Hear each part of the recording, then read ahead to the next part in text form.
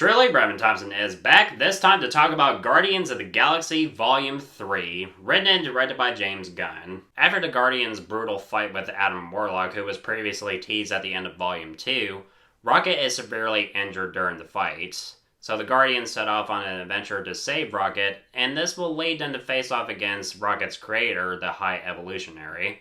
I very much enjoy the Guardians of the Galaxy films. They are some of my favorites in the MCU, and James Gunn's work on those films has made him one of my favorite directors working on comic book films, with these films and the Suicide Squad.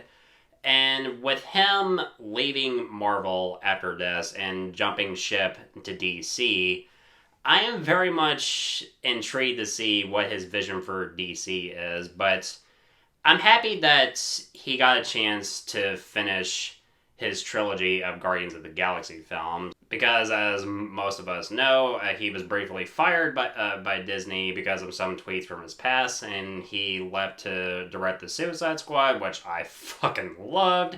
And then after that, he did the Peacemaker show, and came back to do Guardians of the Galaxy 3. And do I think that this is a satisfying conclusion to the Guardians trilogy? Hell yes. One of the few things that this film does so well is doing its best to stir the emotions of the audience. There are moments that are going to make you laugh. There are some moments that are going to make you cry. There are some moments where you're going to be like, hell yes! And it certainly had that effect on me, because there were moments where I did all three of those, because... And that's kind of what you expect when you watch a Guardians of the Galaxy film, but what makes this different than the previous two films, it's definitely more darker in certain moments compared to the previous two films. Star-Lord is still mourning Gamora, even though a variant of her exists in this movie, although it's not the same Gamora that he knew and loved. And originally I thought that that would be the main focus of the film, but it kind of gets pushed to the side a bit. And that, I think, was a bit wasted, and it kind of disappointed me. A large chunk of this film is mostly focused on Rocket, and we get flashbacks of his past and how he had horrific experiments performed on him by the High Evolutionary, who is the main villain of this film. And when it comes to the High Evolutionary, I mean, he's a twisted god wannabe and a very sadistic son of a bitch. And some of those flashbacks can be very disturbing for some viewers, and there's a moment in the flashbacks that is definitely heartbreaking, and if you've seen the film, then you know exactly what I'm talking about. And it definitely made me cry, because... So despite the dark and disturbing moments of this film, there is, of course, the lighthearted, humorous scenes in this film, which did get a laugh out of me here and there. One moment in particular that I liked, when Star-Lord is trying to have a conversation with Gamora, and Mantis is like, Peter, you do know that this is an open line, because we're listening to everything that you're saying. Which got me laughing my ass off. Peter, you know this is an open line, right? What?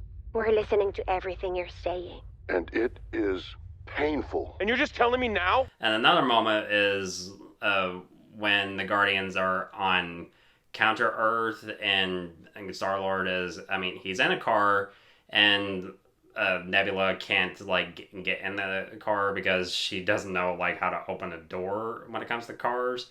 And Star-Lord is like, there's a button under the handle, just press that in. And she does that, and she's like, okay, now what? And he's like, open the fucking door.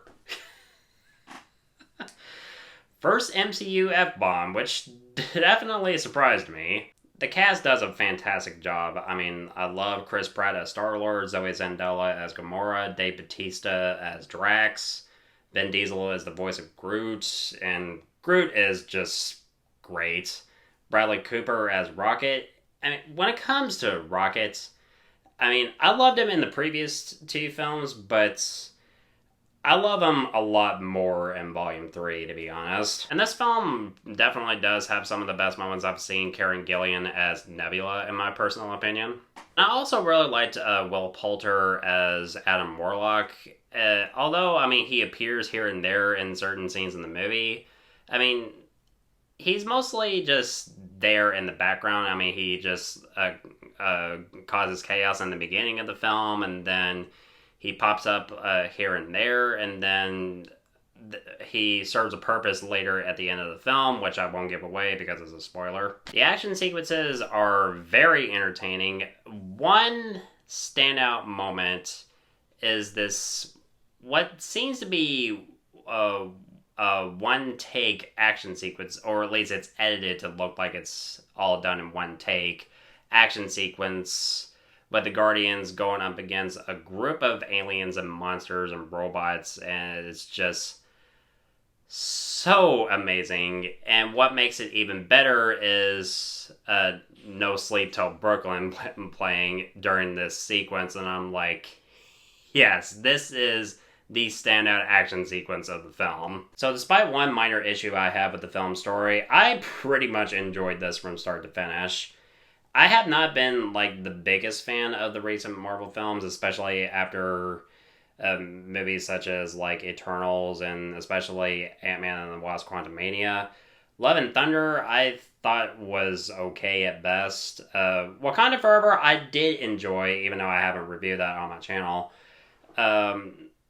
Most of Phase 4 I just didn't like, and I hope that after this, Phase 5 will turn out to be a lot better, so crossing my fingers on that.